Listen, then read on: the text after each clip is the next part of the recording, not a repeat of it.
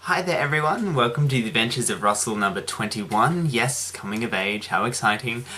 This one's going to be broken up over several parts as this is my trip to Japan, so that was like 3 weeks worth of travel and videos, so that's over 4 hours worth of footage.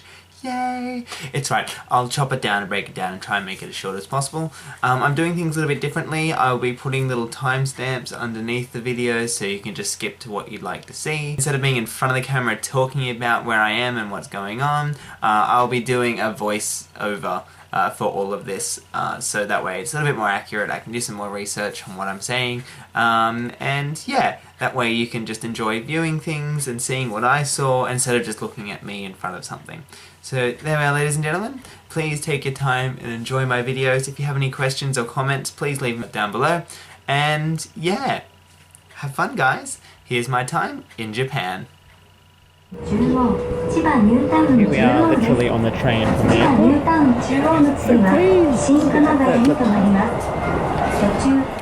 There's our massive apartment. Look how big it is. Wow. There's a little loft up there with my bed. And then this is the lounge room and the dining room. And that's the kitchen and the laundry. With a shoebox. Then, oh, this is the cool bit. Traditional Japanese shower. Oh, you can move it up. Look at that. But it comes with a bath. Where's the switch? What? There we go. A bath. So you rinse off and then you have a bath. Then, it's really cool. Ta-da! We have a bidet thingy. Look! It'll spray your butt. It probably needs to sense that you're there. But still, it works. Also, it's heated. Yeah, that's the important bit. Wow. There's Adam in his bed. Not because he's in the doghouse or anything, but it's just this place is so small we can't sleep next to each other. Because I'm all the way up here. Whoa, look at that. Whoa, crazy. Yeah. Good night, sweetie. Now to add some context, we're in Akihabara, so what you'll see here is inside that arcade I was standing at the front of. Now pretty much Japanese arcades are what arcades could have ended up like if they didn't fall out of favour for home consoles. Japanese arcades are mostly about skill.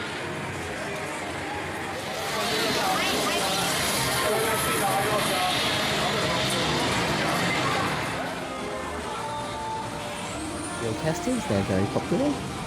Incredibly annoying though, and yeah, just as bad as they are in the West. Either win.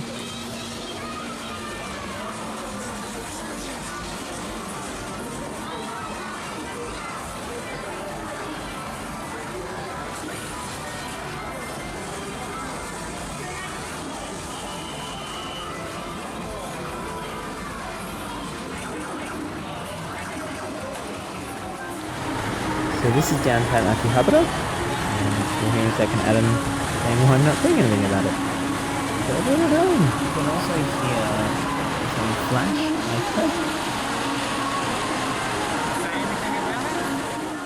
I These are pachinko halls, think of them like our pokies. Incredibly loud, and it stinks of smoke in there because I like the smoke. So loud you can hear it from the street if they open the doors. And yeah. This is the Pokemon Center. Now, I do apologize, I've tried to edit most of the swishing out, but even I am getting motion sickness from this video, so I do apologize. But yeah, but look at all the Pokemon stuff we're missing out on, like, seriously, it sucks. Oh, the Japanese are so lucky and I don't even realize it.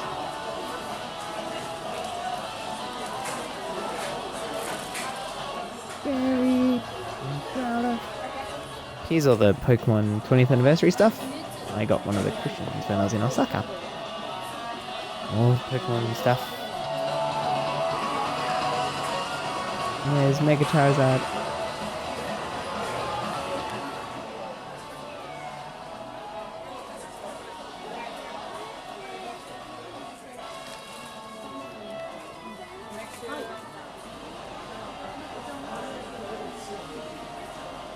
Now, this is their mascot. And we've got a photo in front of it, see? So this is in Toys R Us, and they sell samurai helmets and everything else for boys there. So Adam was on a mission to find certain Star Wars toys which you can only get in Japan. So we went looking at this Toys R Us in Ikebukuro, which is where the Pokemon Center was located. And this is what we found. So there was a special movie theater there that showed anime, so I was excited because it was all Yu-Gi-Oh stuff, which you never see in Australia. And this is downtown Ikebukuro. Look at that, a cafe with a giant Yu-Gi statue in it on the front of it, or giant poster. And me with the statues. So this is pretty much the end of the video, so thank you so much for watching, and stay tuned for Disneyland next video. こ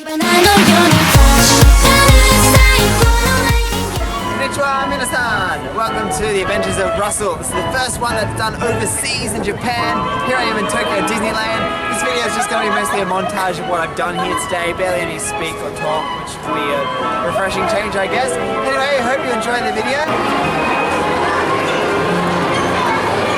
The castle!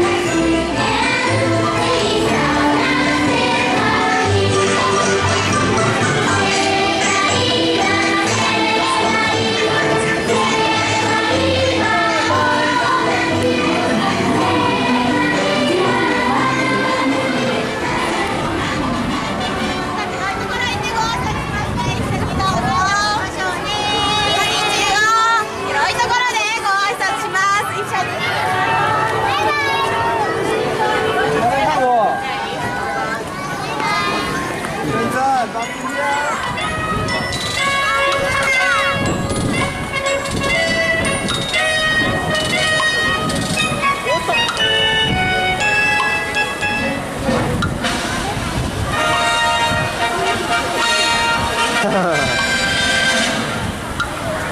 3:30.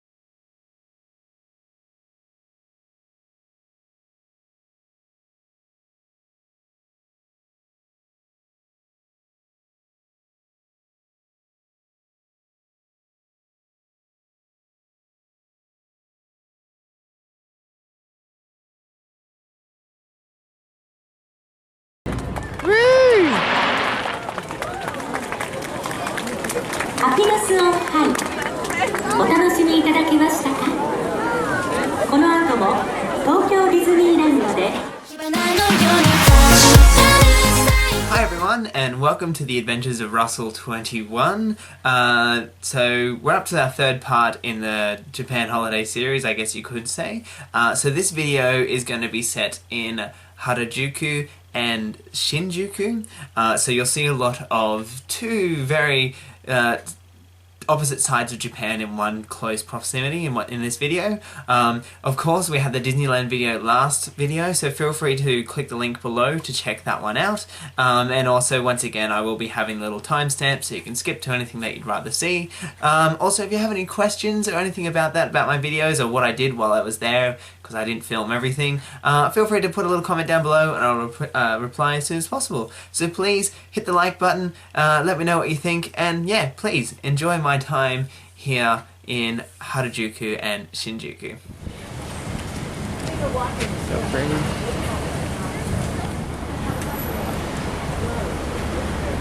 This is Takeshita Dori, or Takeshita Street. It is known for its fashion and the crazy side of Harajuku. This is the entrance to the Meiji Shrine, which is in Harajuku. As you can see there are barrels of sake and also barrels of wine. The wine is from France and the sake is from different regions around Japan. Now this is a common practice around Japan for people to offer up sake to the gods. So the wine is there because Emperor Meiji enjoyed drinking wine. The Meiji Shrine was built in 1920 to honor Emperor Meiji and the Empress Shoko, he was the first modern emperor of Japan after the feudal period. As you can see, you've got the big torii gates when you enter, and you must purify yourself before you enter the shrine, just as respect to the gods and also to the emperor as well.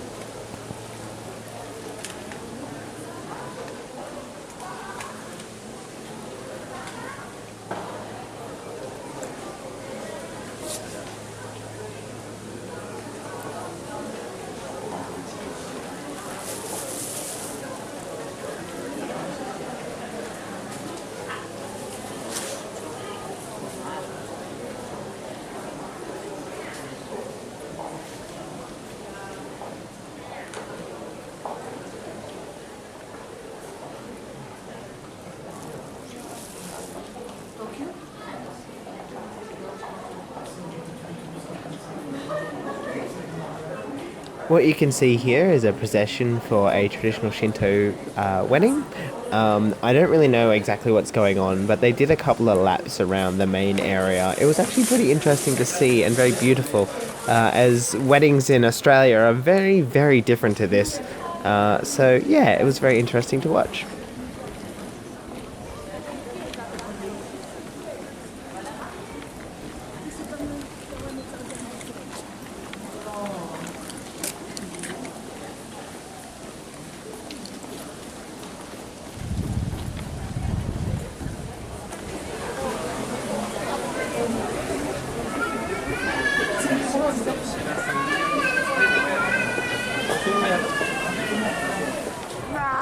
Welcome to Shinjuku. Now, this is the major part of the CBD, and when most of the nightlife happens.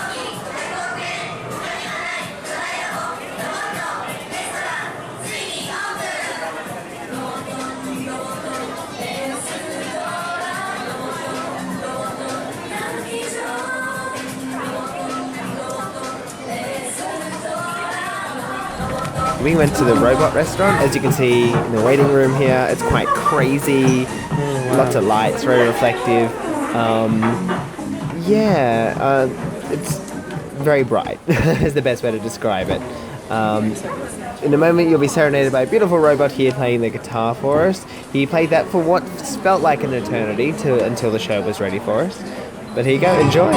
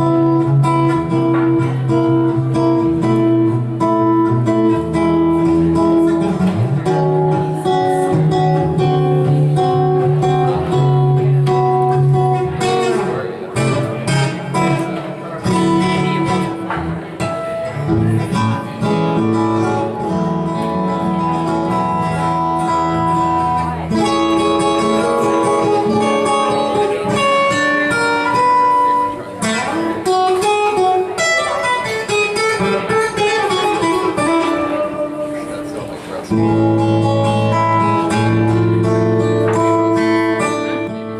ladies and gentlemen, here comes the best bit. Honestly, you need to stay and watch this because, oh my god, it's my favorite bit of all time in this whole video. Like, watch it.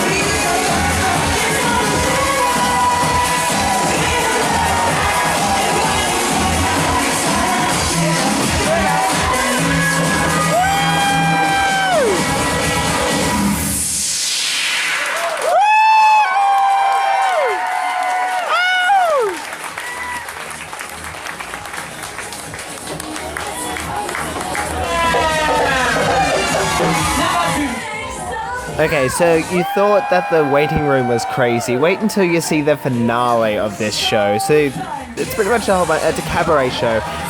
You would not be able to do what they did in this show in Australia legally. It was not exactly the safest experience, as safe as they could make it, but there were a lot of things that concerned me which you would not see in Australia happen. But when in Japan,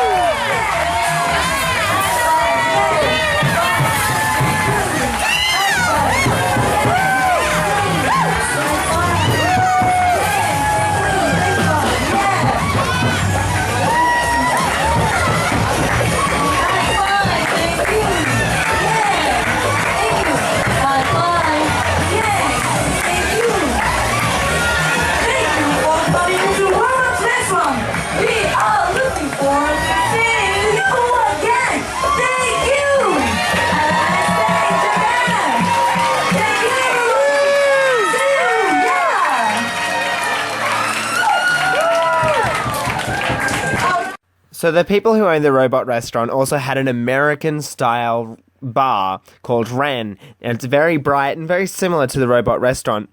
It was quite interesting to see, but yeah, this is pretty much the Meiji Shrine and Robot Restaurant. But thank you so much for watching, and I look forward to sharing more of my Japan trip with you.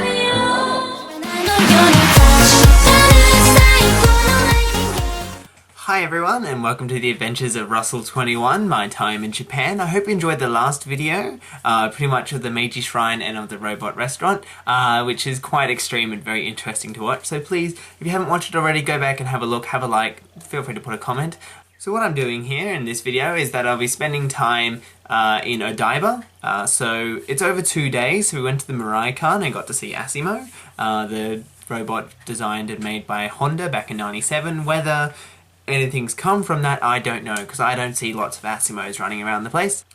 And spending time at Joypolis, which is a Sega-run theme park and arcade, which we also got to catch up with my dear friend Eri, who visited my school in 2010 as an exchange student from Bathurst's sister city, Okuma, so it was great to catch up with her as well. There are some very interesting things that happen during our time at Joypolis, but yeah, I'm going to let you have a watch. So please hit the like button, give me some feedback on the videos if you're enjoying them. So yeah, please enjoy my time in Japan.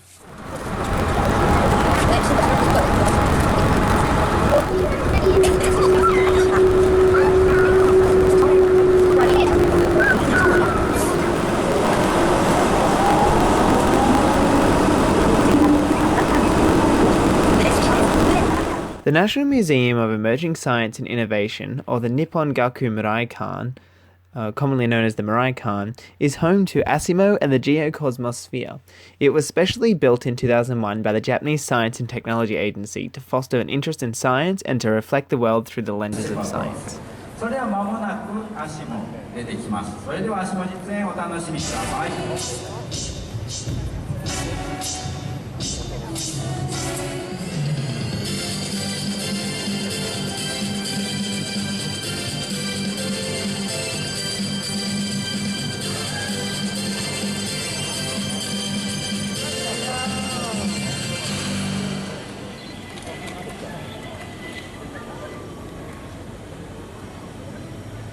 皆さんこんにちは。こんにちは。私は科学コミュニケーターのアシモです。私は人間のパートナーとして一緒に活動することを目指して誕生しました。私のようなロボットと一緒に暮らしてみたい人はいますか？ありがとうございます。それではこれからの時間、ロボットと暮らしてみたい人、そうでない人にも私のいろいろな動きをお見せしますよ。よく見ていてください。まずは急いで動いてみましょう。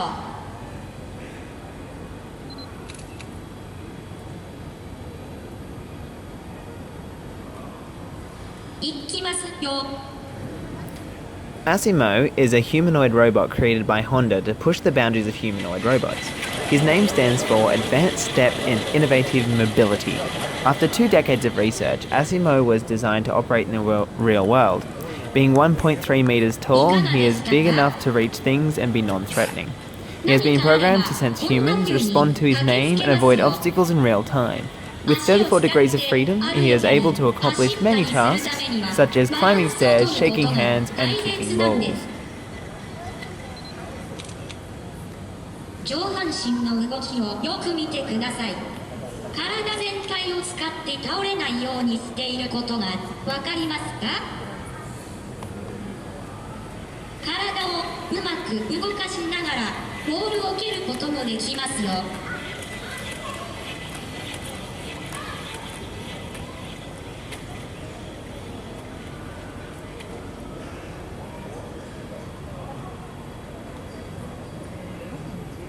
ボールをセットしてください。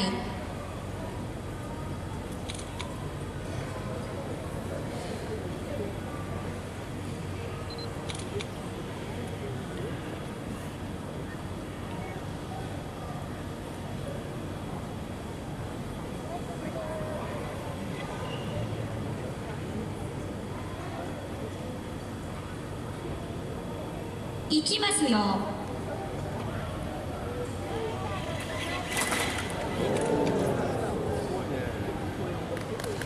いかがですか？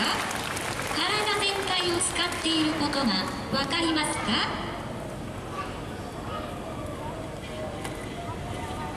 連続して動くときはとても大変です。次は行ったり来たりしてみますね。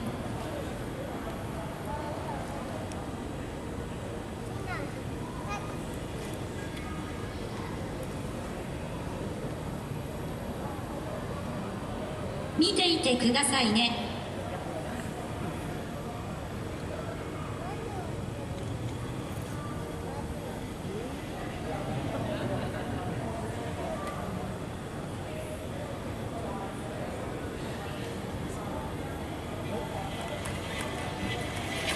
行ったり帰ったり。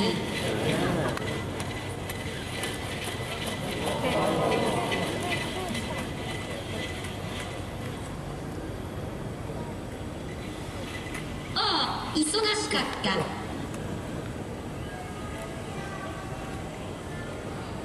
いかがでしたか？体全体をうまく使っていることがわかりましたか？難しいのは地面から足が離れた時なんです。地面から足が離れた時も次にどのように地面につくか先のことをいつも考えているんです。では連続してジャンプします。上半身の動き、そして足元をよく見てくださいね。こんな動きもできます。まだまだ飛びます。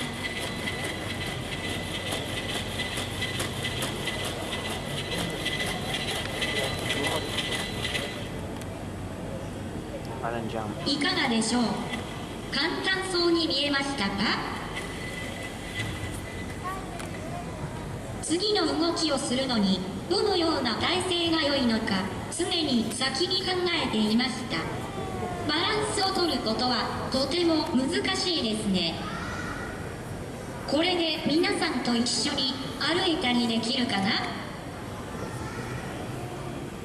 他にも皆さんと一緒に活動するためには考えを伝えることも必要ですね。こうして話すだけではなく身振りなど体全体を使わないとうまく伝わらないかもしれません。最後に手話を交えた表現をお見せしましょう。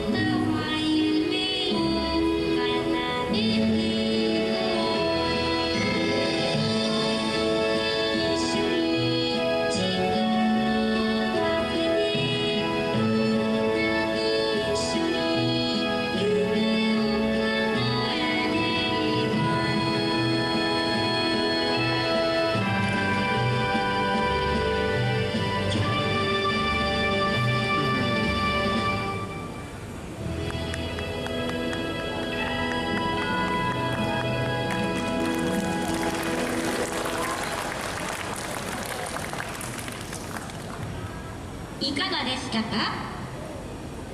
今日は私が身につけたいろいろな動きをご覧いただきました。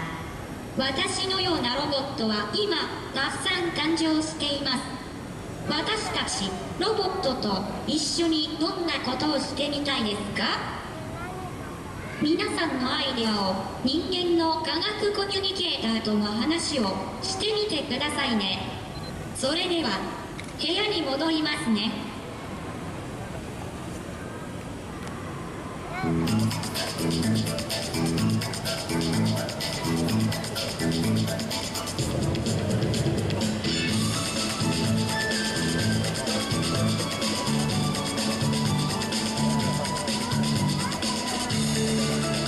最後に一つ、皆さんの上に見える大きな地球は未来間のシンボル天気、ジオコスモスです。流れている雲の映像は気象衛星が撮影したものです。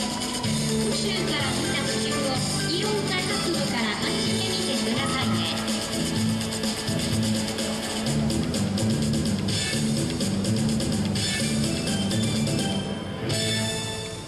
バイバイ、またね。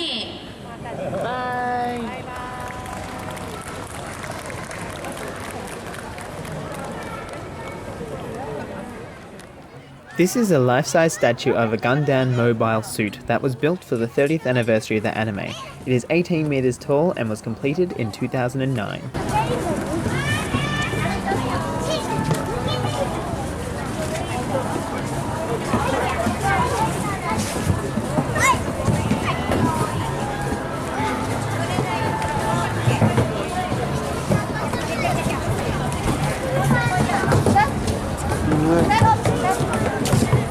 Here is a picture of the last day I saw Eri, an exchange student from Okuma who visited Kelso High School in 2010, and this is us 5 years later at Joypolis. Tokyo Joypolis was opened in 1996 and is the flagship branch of the Joypolis Amusement Parks, run by Sega. It has many attractions based on the IP of Sega, including Sonic Athletics and Let's Go Jungle. You could also try to win a plush Sonic at the Sonic Carnival, which I failed to do on many attempts.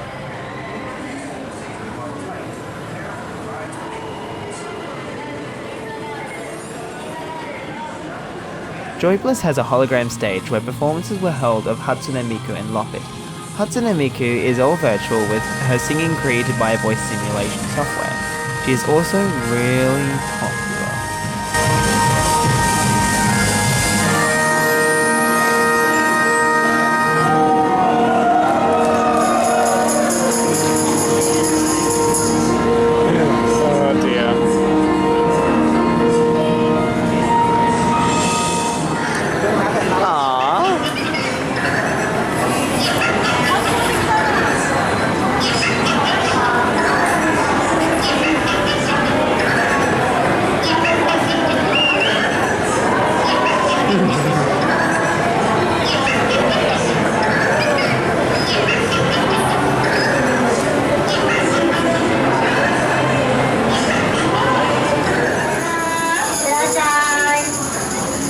ごいかわいい。マイクラスト2個ですからね、これは重要ですよ。よいしょ。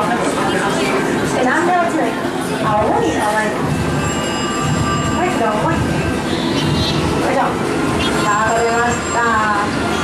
しまった。よいしょ。あ、ソニック来てる。スライドコーナー来てるわ。やる？ペンギン？ペンギン次の景品だからな。ちょっと無理か。ソニック移動するから。マジっすか？多分それね、違うと思う。全力だから。多分持ってない。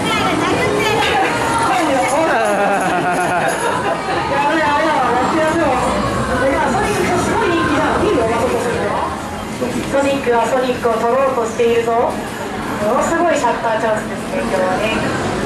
大人気です。かわいい。ソニックかわいい。かわいい。下にね、お写真も撮れましたが、撮れなかったかな、欲しいかな。でも私ソニックに近づけないと。私をもう一回やりたかった場所を呼んでいただければ。Every hour or so, Lopet comes out to perform to fill Joypus with catchy candy pop tunes.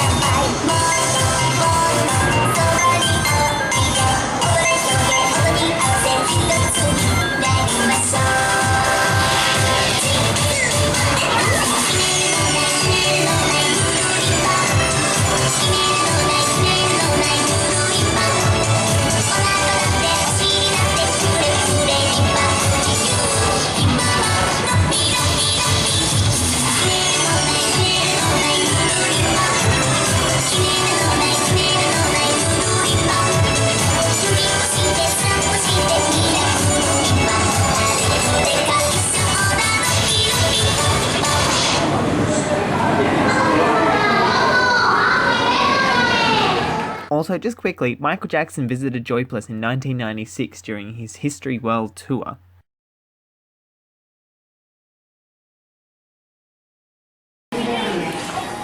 What you're looking at here is Pepper, a humanoid robot specifically designed to perceive emotions.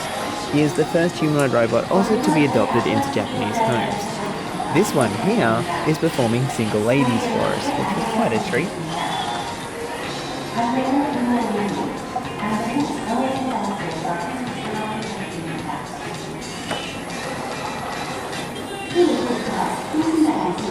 Hooray! Natural hot spring in the Russell Path. You can dine and relax all day in this facility designed to resemble the old city of Venice.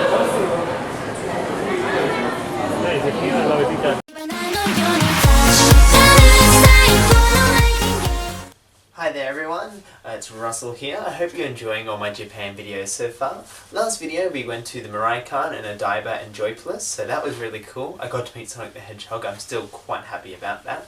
This video is a little bit different, just a little bit shorter. It pretty much features the Shibuya crossing, so we're telling you a little bit of information about that. And yeah, it's surprisingly smaller in person. I know, I was shocked too. But anyway, please enjoy this video. Don't forget to hit the like button. Put a comment down below what you think of Shibuya, and do you really think it's as small as I think it is? And if feel free to subscribe, and if you have any questions, don't hesitate to ask. And please, enjoy my time in Japan.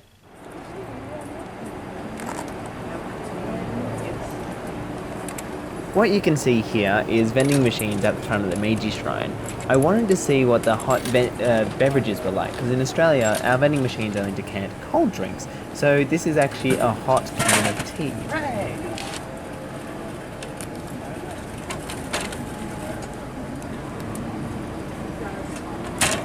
It's warm to touch.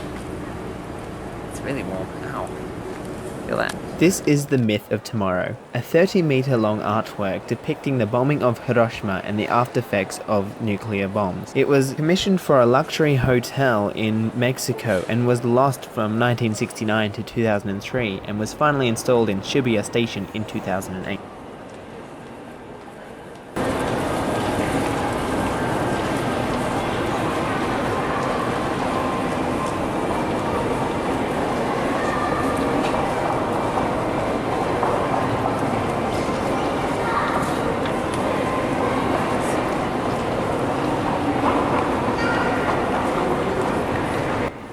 This is the Shibuya Crossing, also known as the Shibuya Scramble. It is most famous for the amount of people that cross it every day, and also for the giant screens. Now, to my surprise, it was much smaller than I expected, as it looks a lot bigger on TV. You may also recognize this crossing from the closing ceremony of the 2016 Rio Olympics, when Mario drilled a hole all the way through to Rio from Tokyo.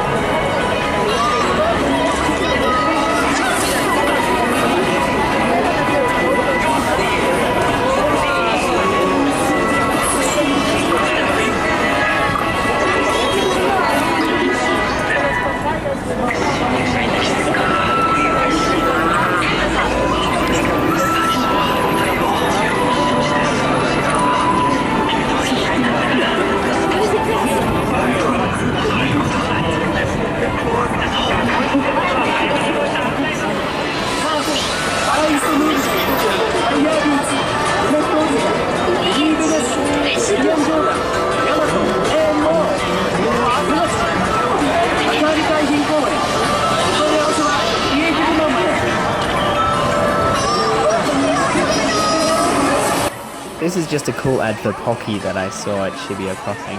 Pocky was first produced in 1966 with only one flavour. Chocolate? I'll have some.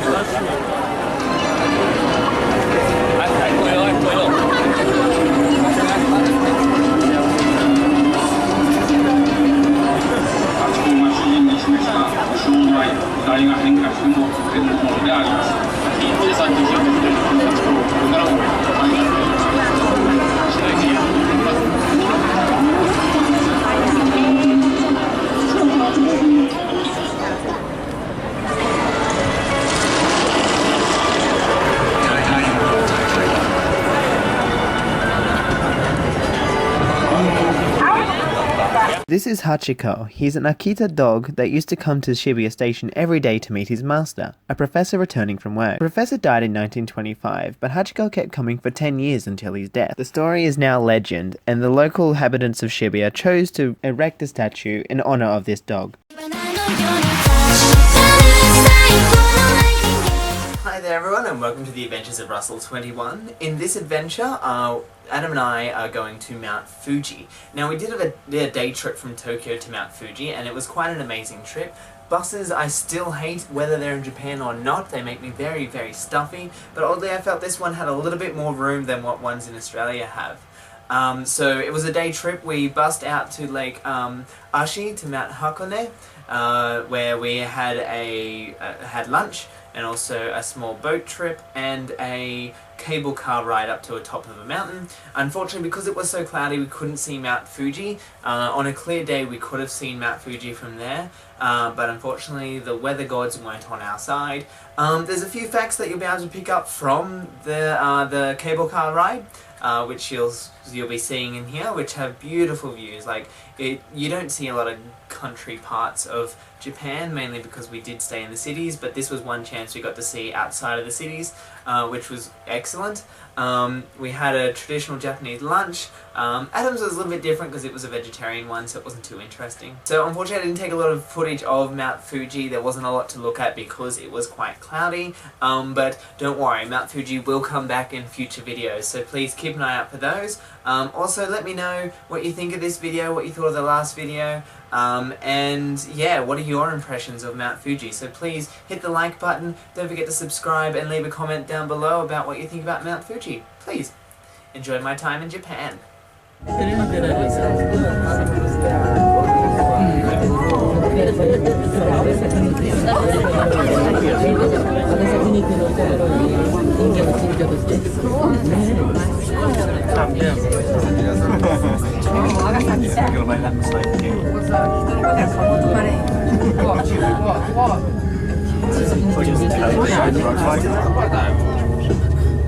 Unfortunately, because of the cloudy weather, we can't see Mount Fuji, which is out to the left of the gondola. Rising 3,776 meters above sea level, Mount Fuji is Japan's tallest mountain. Fuji's mountain skirt stretches some 35 kilometers from east to west and 45 kilometers from north to south. Its graceful proportions make it a truly beautiful mountain. Mount Fuji is in fact a volcano, but has lain dormant for more than 280 years since its last great eruption in 1707.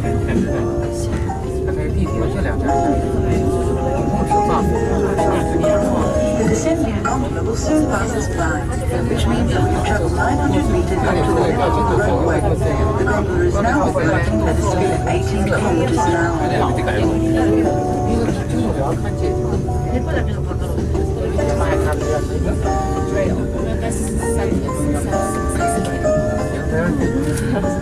You're gonna vanish in a minute.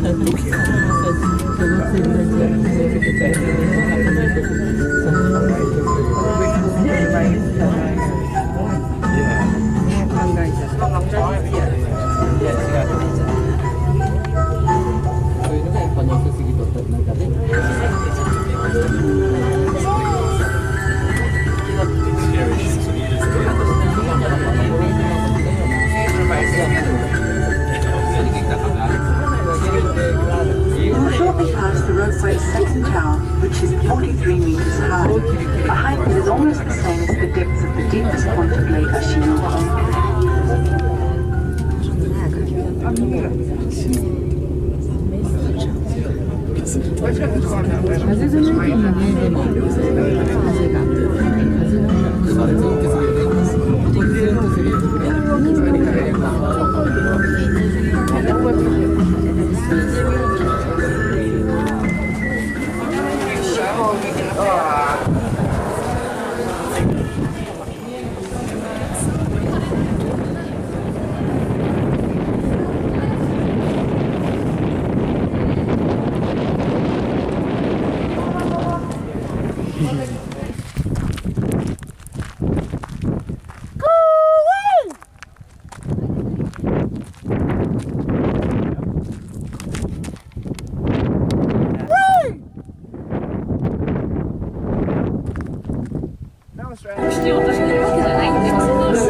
Past the second steel tower of the ropeway, which is 43 meters high.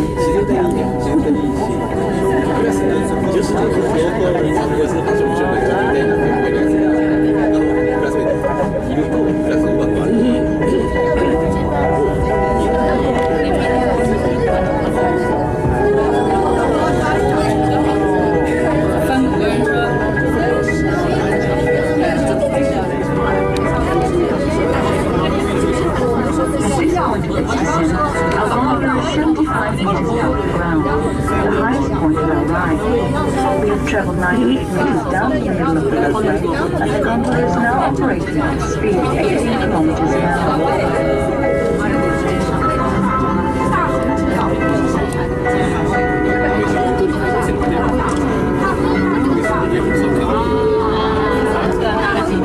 Lake Oshinoko, although unfortunately it is not very clear today because of the cloudy weather. It is a 20 kilometers the lake is abundant with freshwater fish, black bass, carp and pond smokes. The Hakone area with its spectacular scenery and many historical sites is also home to many legends, one of the most famous of which is about Lake Oshinoko. They say that in around 750 AD, a fearsome dragon lived at the bottom of the lake. The dragon terrorized the whole area, often coming up and eating the local villagers, and it was made truly angry, causing fearful calamities like floods and epidemics. In the hopes of pacifying it, the terrified villagers offered up their small children to the beast. One day, a priest called Saint Mungan, who was travelling through from Kyoto, heard about the dragon and the sacrifice of the poor children, and made up his mind to rid the lake of the dragon. Saint Mungan built stone steps down into the lake and continued to pray there all day and all night. Until one day the guilty dragon climbed up the steps to repent its misdeeds. Saint Mungan quickly captured it and tied it to a nearby tree, whereupon the dragon transformed into a 9-headed dragon god, which swore to protect the lake and the villagers. Since then, the villagers have offered red rice and sacred wine to the lake instead of small children, and there will be no more calamities. This legend is the origin of the lake festival, held at Lake Oshinoko every summer.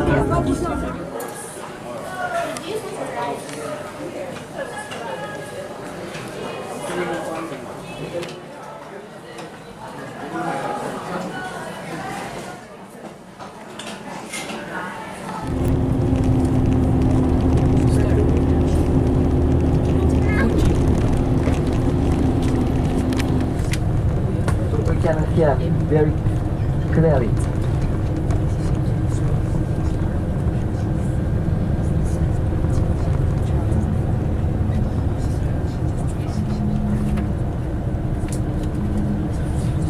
We couldn't hear very clearly, but it's a song. It goes like this. 頭を雲の上に出し四方の山を見下ろして雷様を下に聞く富士は日本一の山青空高くそびえ立ち体に雪の着物を着て霞の裾を遠く引く富士は日本一の山 Translated into English, Mount Fuji with your head poking. Thank you very much, everyone. Mount Fuji with your head poking up above the clouds. You look down the mountains around, hearing thunder coming from below. You are the best mountain in Japan. Mount Fuji, with a veil of haze spreading out around your foot, you stand high to the blue sky, dressing up in white snow. You are the greatest mountain in Japan. Unfortunately, because it was still early spring and very close to winter, we couldn't make it any further than halfway up to the summit of Mount Fuji. It was very cloudy, so you couldn't see a lot at the top there, and also very, very busy. There was actually a line of buses full of tourists, mostly Chinese, I believe, but it took us a while to get up there. It was freezing cold, but Adam and I shared a canned hot chocolate while we're up there. So yeah, you will see more of Mount Fuji in later videos. Don't worry, I haven't neglected this beautiful mountain. You will see more, so please hit the subscribe button so you can keep up to date with all my latest videos.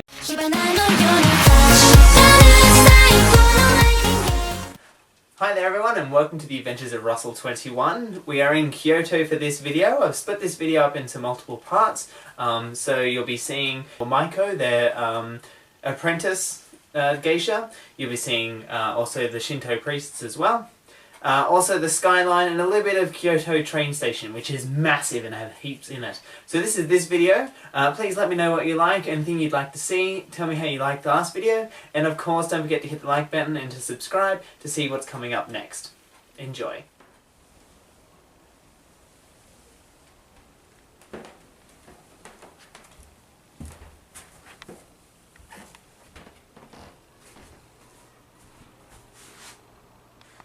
So this is our ryokan room, traditional Japanese. So we've got futons and tatami and stuff. We even have our own tea set. That's the kettle, I think. TV, we can finally watch Japanese TV. This is the Higashi Honganji. The temple is dominated by the vast Goei-do Hall, said to be the second largest wooden structure in Japan, standing 38 meters high, 76 meters long, and 58 meters wide. Not the skyscraper or anything.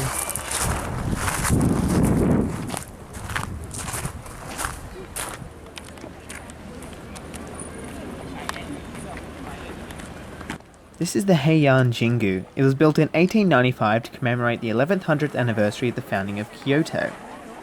The shrine buildings are 2/3 scale replicas of the Imperial Court Palace. About 500 meters out the front, there is a giant steel torii, or shrine gate. It appears to be entirely separate, but is actually considered the entrance to the shrine. We heard of this shrine because of a very kind staff member at our ryokan said that there were going to be Maiko dances. So here is some Maiko and some other traditional Japanese performances for you.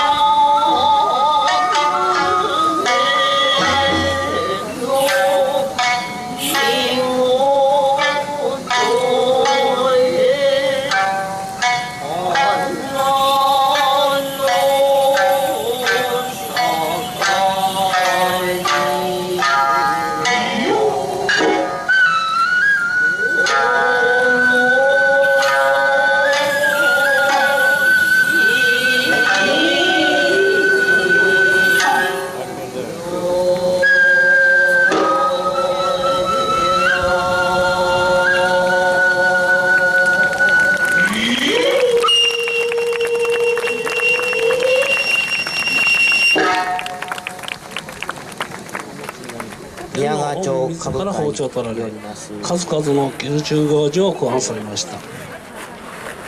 百人一首の君がため春のいでてはかなつむ、我が衣手に雪は降り積むと歌われたように、料理に非常に精通していました。四条流包丁書には、四条中納言藤原村山影が鯉を包丁したことから包丁儀式の切り方が始まったと伝えられています。その側方なども制定され、この包丁式がさらに確立され、その内容は総重で絢爛たるものでありました。私たちはこの星四条流の伝統と優位さを日本人の一人として長く後世に伝え、軌道の交流に期したいと思っております。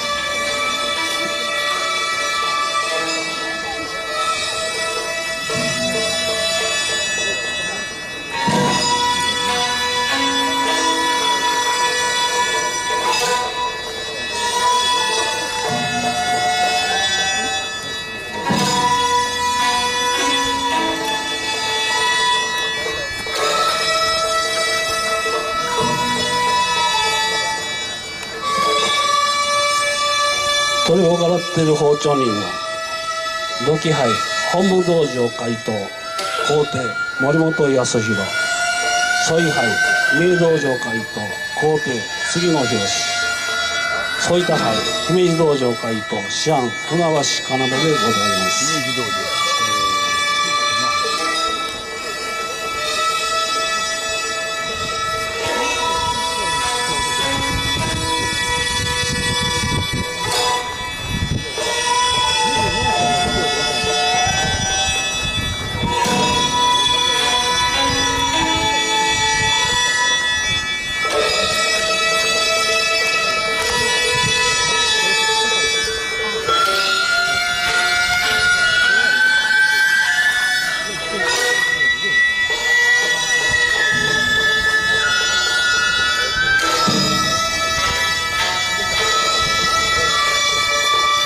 Nothing on it. No sense pulling it off quickly.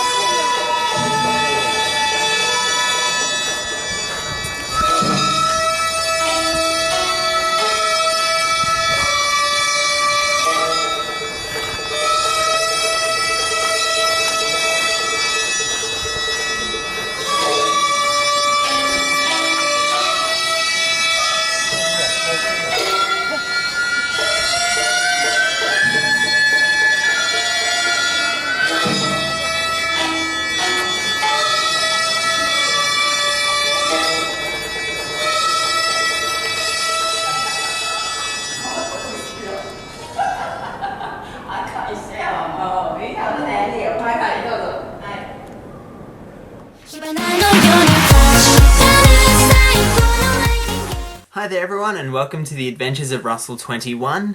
So this is part 2 of the Kyoto video. So in this video I go to the Kinkakuji Temple, I also check out the Inari Shrine and also the Kyoto Imperial Palace. There's lots of really cool traditional things seen in this video. Also keep an eye out for Aqua Fantasy, it's pretty cool as well. So please don't forget to like, subscribe or comment on this video and let me know what you think.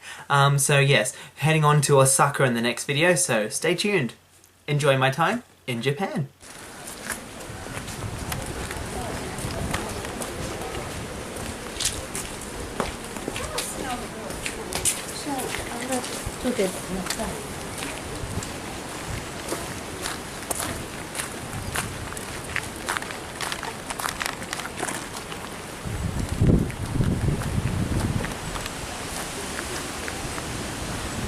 Ring the bell for 200 yen. Individuals this way.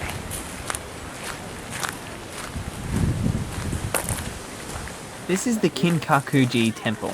It was built by a wealthy statesman of the name of Saionji Kinsune, but as a villa. Wow. It was called Kitayama Dai and was built in 1397. It was then bought by Shogun Ashikaga Yoshimitsu and transformed into the Kinkakuji complex. When Yoshimitsu died, his son turned it into a Zen temple as his father had wished him to.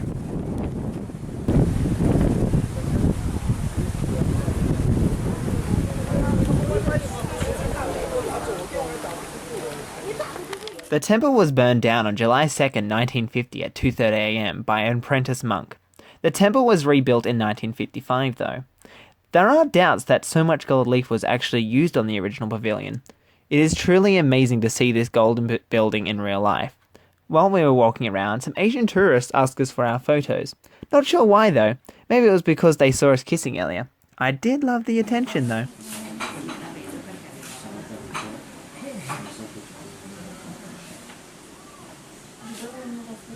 There was a tea house at the temple as well, so we decided to stop for a very brief tea ceremony and some reflection of the beautiful grounds.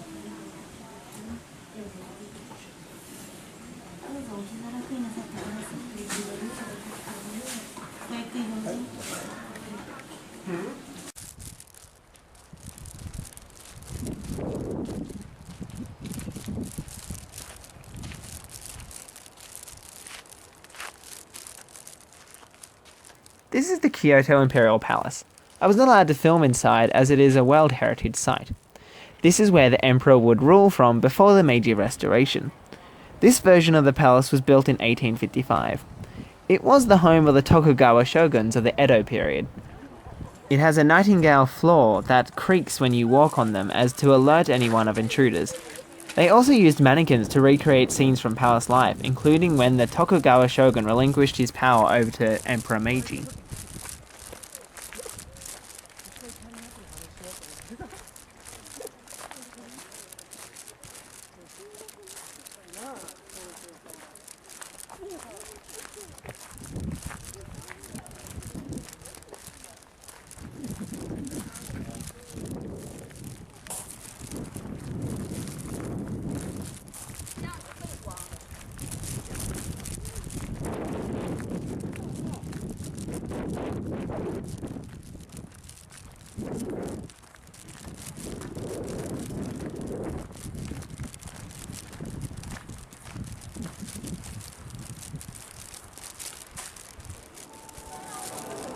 These are the main steps of the Kyoto train station.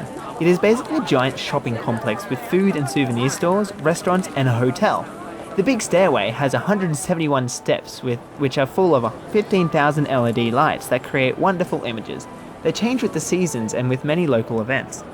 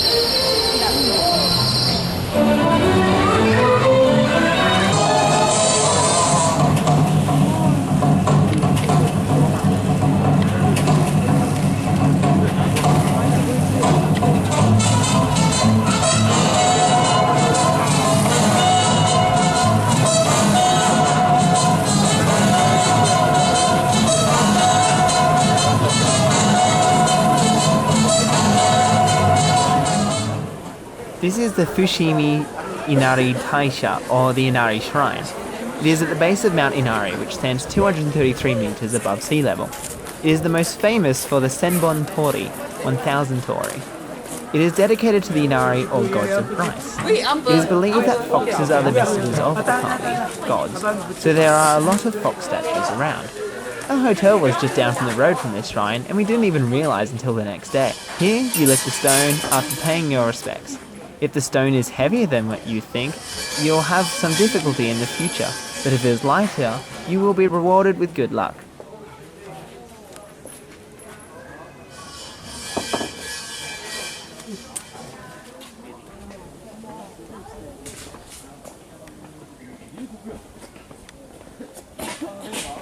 It is also a form of good luck or prosperity for a business to buy a tori. This is why there are so many tori gates at the Inari Shrine.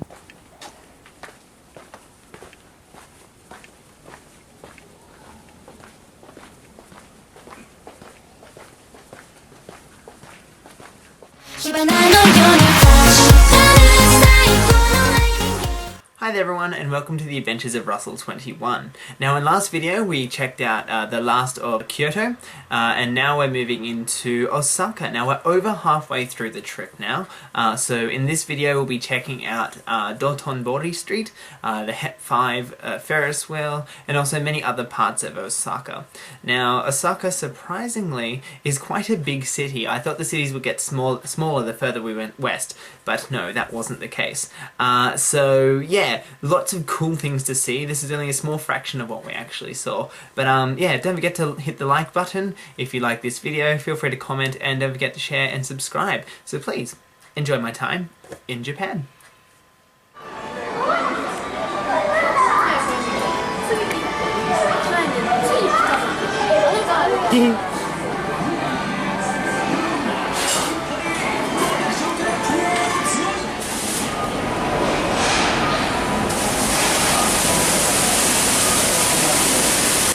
This water clock can be found at Osaka Station City. It uses space printer technology that can individually control the lengths of each countless strings of water to create letters, numbers, and designs. The water clock also shows pictures of flowers and other seasonal scenes, which you can see here. It loves to display the word welcome in different languages to greet visitors from all over the world who visit.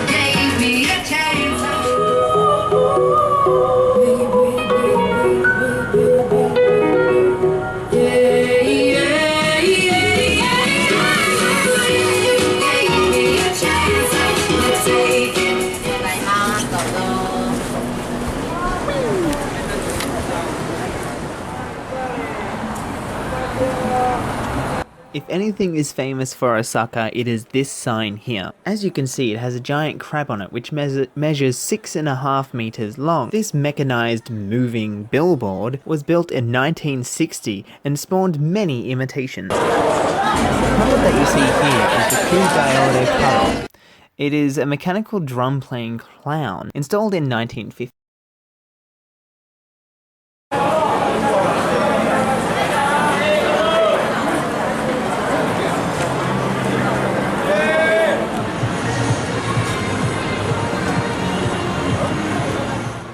What you can see here is the Glico Man. It was originally installed in 1935. The current version is the 6th, which uses LEDs. The previous 5 incarnations of the sign used neon lights. This is Osaka Castle. So what you can see here was built in 1931 from donations from citizens of Osaka. It was modelled after a picture of the main tower dating back to the Toyotomi period, which was in the late 16th century, as depicted in the folding screen illustrating the Summer War of Osaka.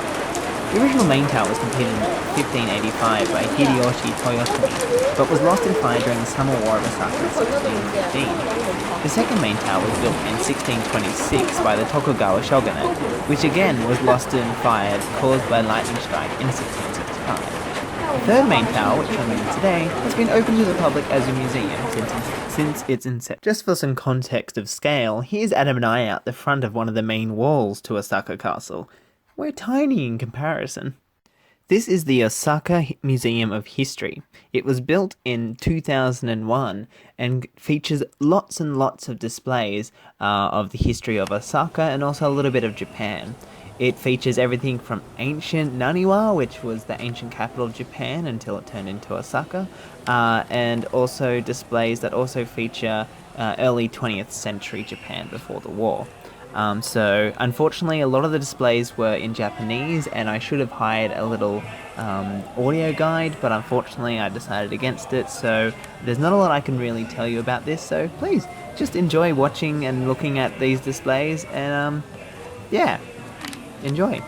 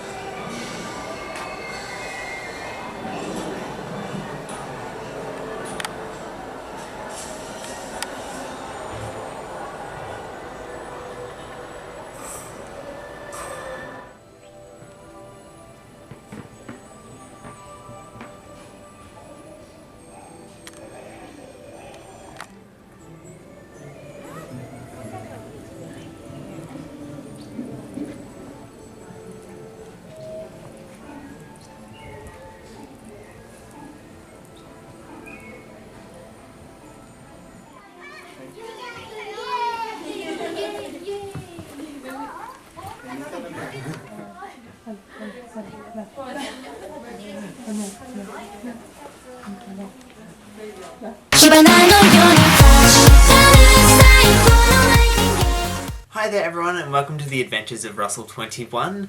So still in Japan, and in this video we're visiting the lovely city of Hiroshima. Now Hiroshima is very famous for the atomic bombing that happened in 1945.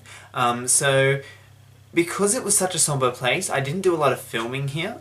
So please use this video as a time of reflection for peace, for the victims, and also just as some personal reflection upon what we'd like for the future of our world.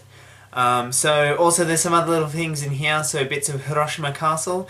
Yes, I didn't know Hiroshima had a castle either.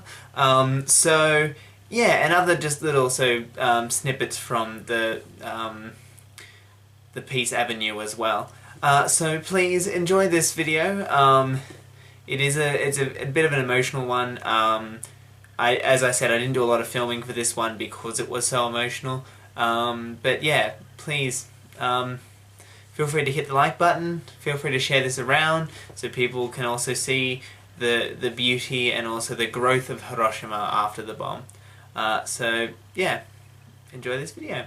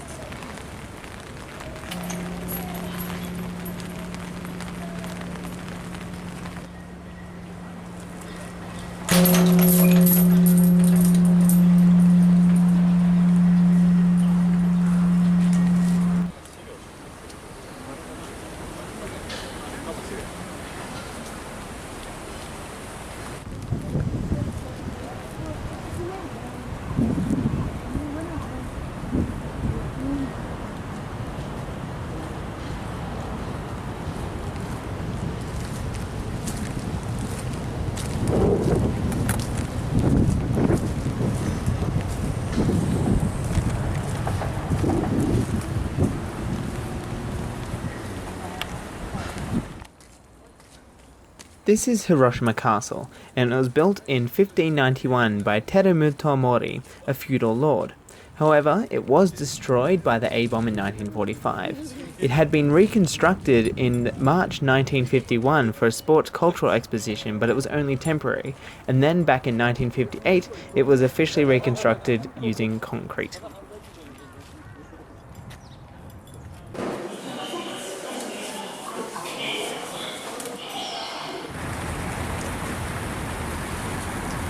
Hiroshima Castle also goes by the nickname Carp Castle.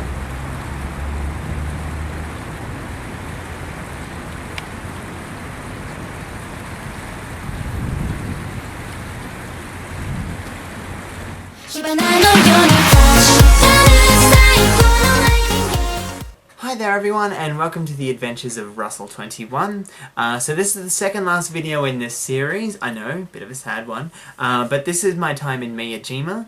So it's famous for that floating torii gate, which you'll recognise it when you see it. It's World Heritage listed as well, so it's quite a beautiful thing to see. Unfortunately we saw it at low tide, so we were able to go up to it, but yeah, we weren't actually able to see it floating. So yeah, I got most of the information for this video from visitmiyajima.com. I'll put a link in the description down below, so you can actually check out the rest of the information there, because this is quite summarized of everything. So yeah, we get to see deer, you also get to see the parts of the shrine, also momiji, which I'll explain a little bit more about later. So yes, if you're really enjoying this video or any of these videos, please don't forget to hit the like button, feel free to share these videos, subscribe, and yeah, feel free to leave a comment, and if you have any questions about my time in Miyajima, feel free to hit me up. Please, enjoy my time in Japan. Miyajima is about a 50-minute train and ferry ride from Hiroshima. It is most famous for the large torii gate in the ocean at the entrance of the Itsukushima Shrine. The shrine and torii gate were World Heritage listed in 1996, the same time as the A-bomb dome in Hiroshima. Miyajima translates to the shrine island. The shrine was built in its current form by Kiyomori Taira in the 12th century.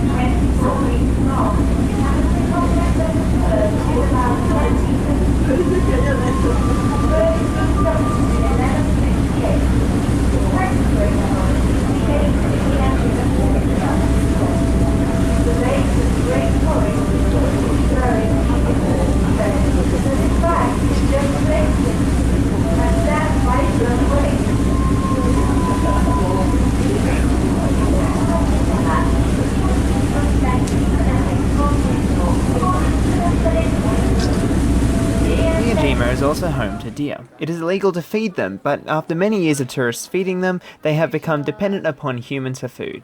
Due to this, they become very opportunistic and try to get into your bag or eat food straight out of your hand.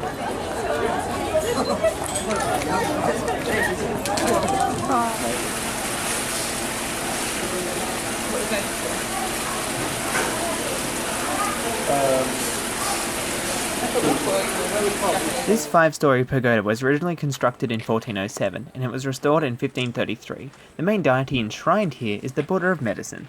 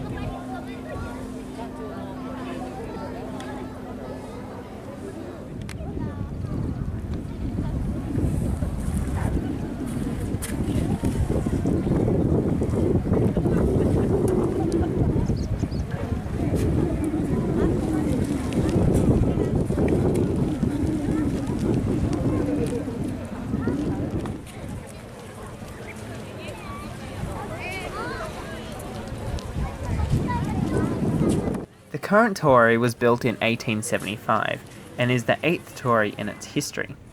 It is 16.6 metres tall and 24.2 metres long, with the circumference of the pillars being 9.9 metres. Just for scale, this is Adam and I right next to it.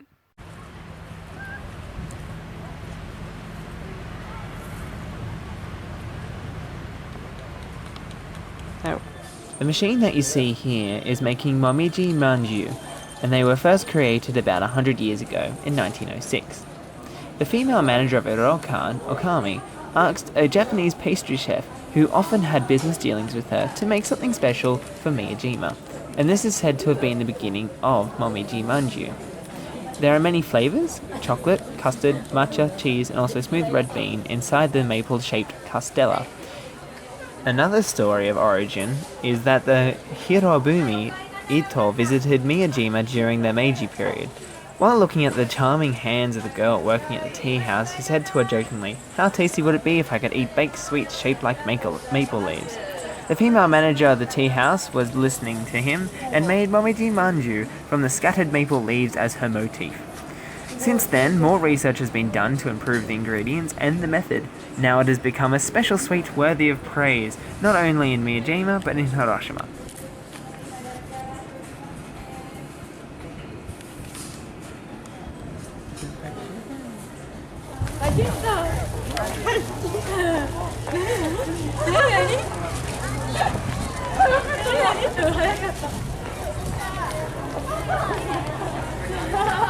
Brave bird.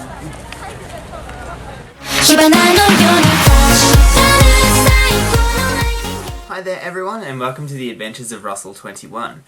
So this is the final video in the Japan trip series. So it's a little bit short. I took more pictures of this time than I did of filming.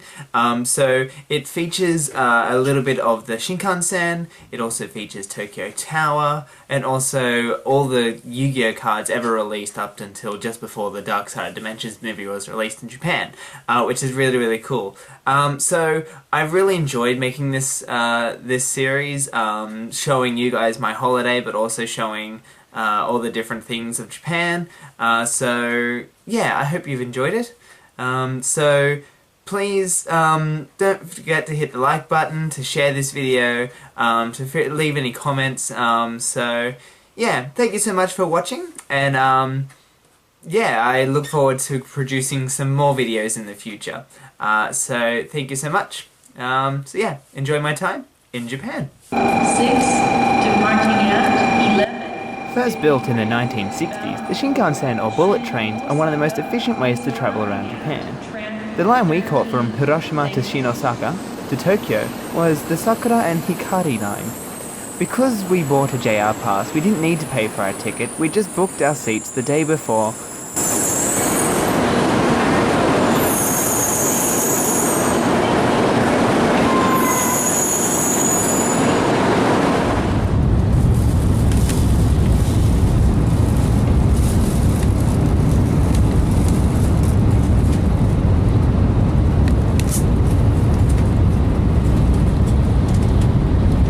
Shinkansen can travel 240 to 320 kilometers an hour, depending on the line and weather conditions.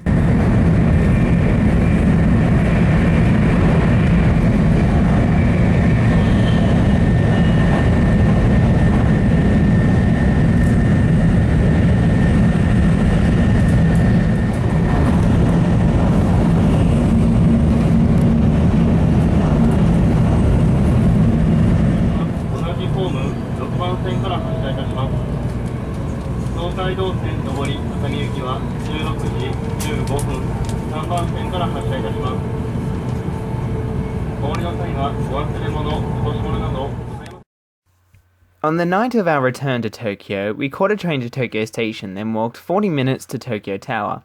Featured in Sailor Moon, it was built in 1958 as a broadcast tower. Welcome to Tokyo Tower. This elevator features a UFO. We will soon arrive on the second floor of the metropolis. Please enjoy the panoramic view. There is also a souvenir shop on this floor. Please enjoy.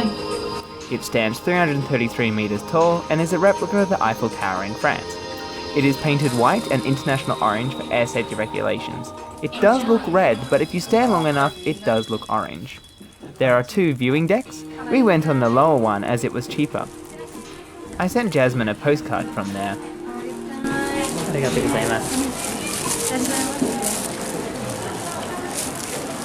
Wow.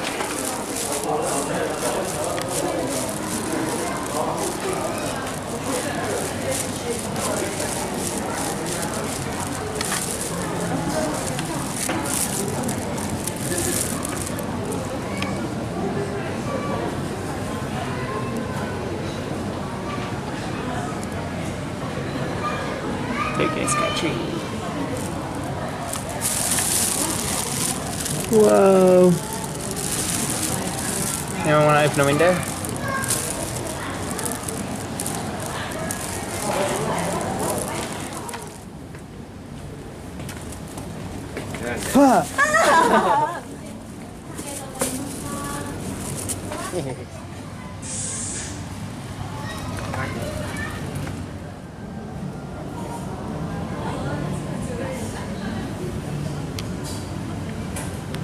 Yeah, Mount Fuji's out there somewhere.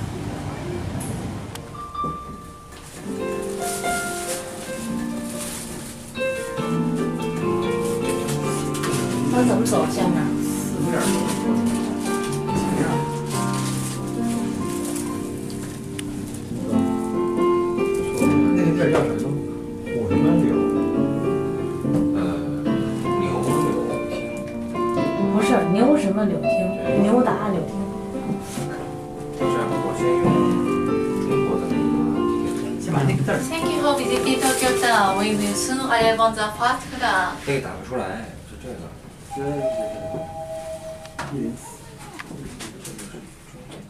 Thank you, This is everyone. the Sensoji Temple, or the Asakusa Temple. It was originally founded in 645 AD, and is the oldest temple in Tokyo. This is known as Nakemise Dori, and it was originally built in the early 18th century when neighbouring shopkeepers were given permission to set up shop here. It is full of souvenirs, little specialty food shops. Most of Sensoji was destroyed during the war and has been rebuilt.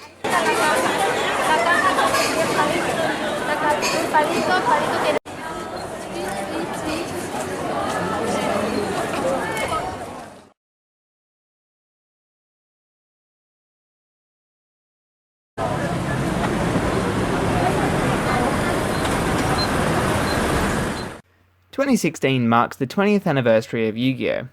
To celebrate this, and the release of Yu-Gi-Oh! The Dark Side of Dimensions, Shinjuku Station displayed every Yu-Gi-Oh! Card ever released between the 4th of February 1999 and the 22nd of April 2016, the day before the release of the movie, which brings it to a total of 7,649 cards.